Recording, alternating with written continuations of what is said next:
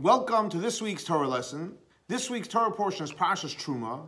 The question of the week is, what creates the greatest joy?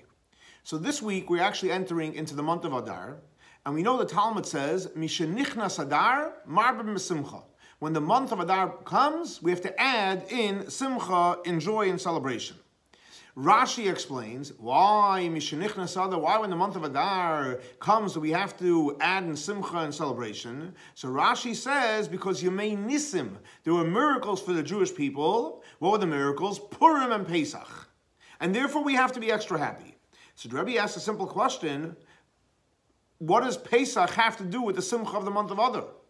And if it's because of the miracle of Pesach also, so why don't we say Mishenichnas Adar and Nisan we marbim b'simcha? So the Rebbe explains as follows. There's two types of miracles. There's one type of miracle, Pesach. Hashem came in, brought these huge miracles. So Pari says, oh my gosh, I believe in Hashem. And he would allow the Jewish people to leave.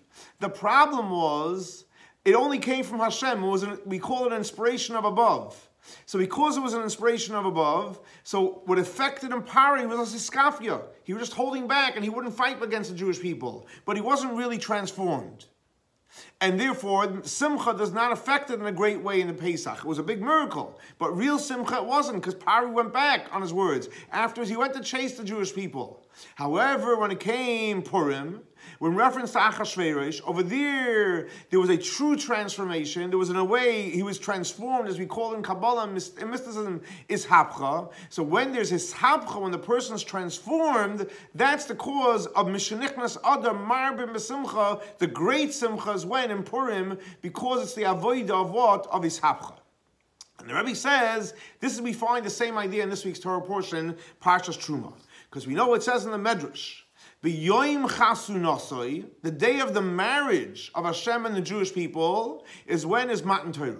So when did we get married to Hashem? Matan Torah, Hashem gave us the laws, we got married.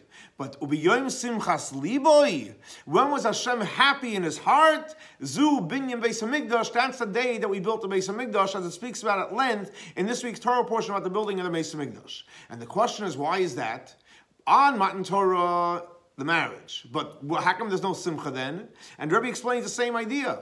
Because Matan Torah, Hashem came and he revealed himself to us and we got married to him. But there's not true simcha yet because we don't know if the people are transformed. However, when we went ahead and we built a Beis HaMikdash that showed that we're transformed, that created simchas liboy by Hashem.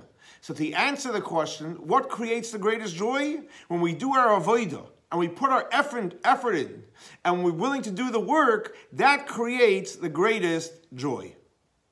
This week's Torah lesson is dedicated to the memory of Baruch ben Aryeh Leib, Shlomo ben Yosef, and Rachel bas Lipa.